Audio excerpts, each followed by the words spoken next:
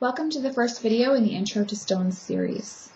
I'm very excited that you've chosen to join me in getting to know the stones better and working with their energies.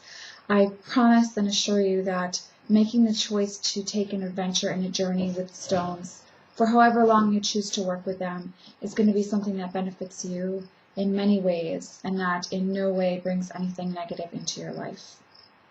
In this first video, I want to talk a little bit about where I'm coming from with my experience with stones, the messages that I often receive from them, and kind of where our goal is for this series as we take this journey together.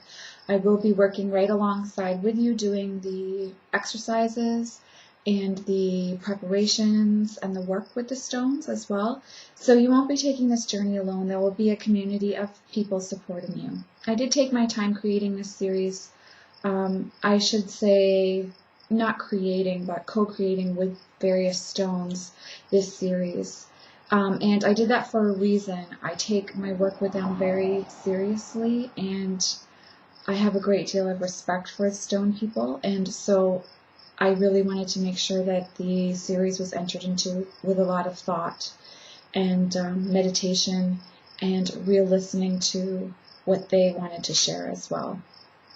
So I'm going to talk a little bit about my experience with stones, and then you can take what I have to say and choose whether it's something that you want to choose to believe or if there's a different path you want to take with working with stones. So my experience of stones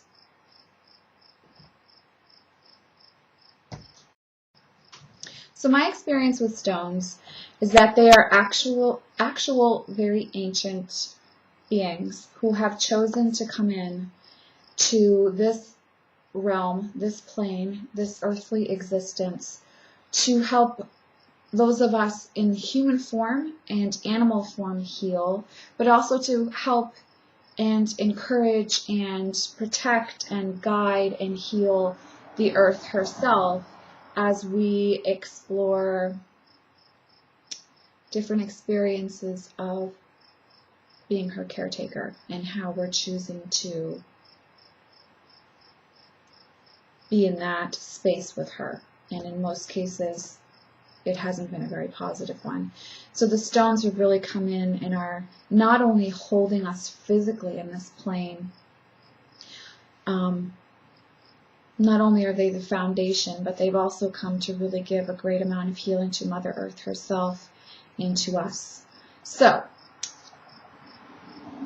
their energy, depending on if you're working with a stone or a crystal or a mineral, it comes in at a different vibration, and I believe that they work vibrationally with each of us very differently. So you're going to experience a different vibration. Each person that holds, say, the same jasper stone or something like that will have a different vibrational healing experience with them. But they are vibrational in being, and they have quite a lot to say to us. They have very unique characteristics,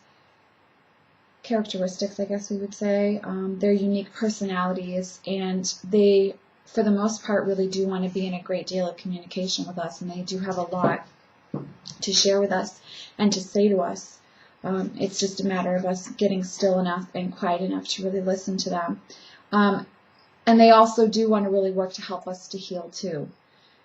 So that's a really important aspect of their work, and that's why they're such great vibrational healers and why they can attune and tune us, if we choose to allow them to do that, to a much healthier space, and we can have a great amount of healing from their vibrational work. Teal Scott, the Spiritual Catalyst, has a really great video on crystals and stones, and I will put a link below. I would definitely consider that recommended viewing for this series. And she does talk about them being vibrational ancient healers as well. One thing that really came through with the stone that I'm working with for this series is that and I did take notes, so you will see me referencing notes here throughout the series, their awareness is complete, open, and intergalactic.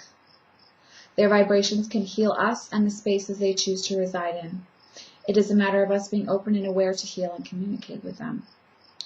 So the way that you can experience their personalities, their vibrations. Really is a matter of how you intuit and psychically work. So you might find that you feel their energy as a humming and an actual vibration.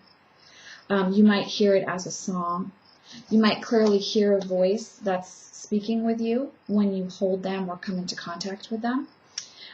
You could feel or see the stone's presence, energy, and from that feeling and that seeing, intuit what it is that they want to share with you. Also, if you work with scent, if you're really strong psychically in that manner, you might smell something when you work with them that either brings you forward into the future, back into the past, somewhere else in the present, that helps you to intuit and experience the space that they want you to for healing or for messages that they have to share. So be aware that there are different ways that you can pick up on their messages. It isn't just a sound that you're going to hear or something you're going to see. And if you're not having that experience, just be open to having whatever experience they want to share with you, and then the messages can come through in that way. So don't try to constrict yourself into a certain box that you think you should be in. There's no right or wrong way to intuit. Just be open and allow it to flow, and that's how you'll really start to experience that. Let's see. So that being said, that's my experience of stones. That they're very ancient healers, many of them from other planes, from other realms, who are coming in to really hold space, create healing experiences, and have quite a lot of messages to share with us as humans, with animals, with the plants, and with the earth herself. And they're really doing quite a lot of work underneath the soil to sustain, create a foundation for us, and really deserve a lot of our respect. And they need to be, not they need to, but I do believe that they should be approached with a great deal of respect and honor. In a similar way to which we would approach tarot. But with the stones, I mean, these are really, really very powerful masters at their craft. And so there is a huge opportunity for learning and for stepping into a new level ourselves if we will just open up to working with them. So if you find that this viewpoint and belief that I have doesn't work for you, another way that you could choose to look at working with stones, minerals, crystals, is that they're a very beneficial tool for you to access and communicate with your higher self and with Great Spirit. So either of these two ways of looking at working with the stones can be beneficial for you, and you might choose to take the approach of working with both of them and uniting both of those beliefs together. If neither of those approaches work for you, then just approach this series with curiosity and a sense of respect and honor for the process. And hopefully you'll be able to come to your own beliefs and your own experiences working with the stones. So that's kind of the theory that I want to start with for the series. That's kind of where I'm coming from, the experiences that I've had with stones. I have had stones around me since I was a very young child. My father worked at a stone in gravel aggregate and brought me home stones constantly. I now live with a man, my husband, who works in construction, and he brings me home stones. So even when I wasn't consciously working with stones, they've always been around. I collect stones very respectfully by asking first, but I do collect stones. I find very clearly when it's time for the stones to move on to the next person. They let me know, and whether I purchase a stone or not, that stone goes when it says it's time for it to go. I respect that message very clearly, and we'll get into that in another video. But I've been working with stones for my whole life, heard their messages clearly for my whole life, and have a great deal of respect for them and appreciation for them, and that's why this series is really near and dear to my heart. And that's the work we're going to be focusing on, is how to intuitively work with our stones. This is not going to be a series that says, here's rose quartz, these are the meanings for this stone, use it in this way in your healing work. That's not going to be our focus. Our focus is going to be on actually getting to know the stone that we choose to work with for this series and all other stones that we come into contact with from this point on, how to have clear conversations, and how to receive the message from them in the aspect of the level and type of healing that they would like to work with us and with others in. So it's not going to be a set or given meaning. That's not going to be what this series focuses on. So now I want to talk briefly about, okay, so how do I find the stone that I want to work with for this series? There are many ways that you can do this. My personal favorite way is, for instance, how this stone was given to me. My husband found it in our backyard and brought it inside for me, because he heard that it was a stone that wanted to work with me, and obviously decided he wanted to work for me with this series. So found stones are amazing healers and amazing creatures to work with.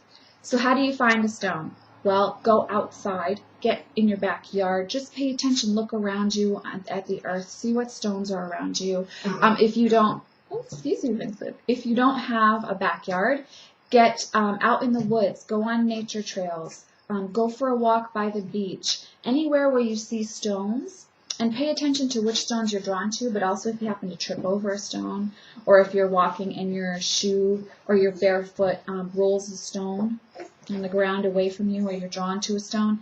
Those are all messages that that's a stone that would like to work with you, and so that could quite possibly be the stone that you end up working with for this series. So I really, really love and encourage the approach of finding stones. However, purchasing stones and purchasing certain minerals and crystals is also another excellent way to work with stones as well. And many of you have seen my altars and know that I have quite a lot of purchased crystals and stones and minerals. So there are several ways that you could do this. You can do your research online, find out what stone, crystal, mineral you're drawn to work with, and then you could purchase it online, or you could head to your local New Age or stone mineral store and purchase a stone there in person. I really do recommend supporting our New Age community as much as we can. So getting out there and supporting a store that's conceivably in your area is a really great option.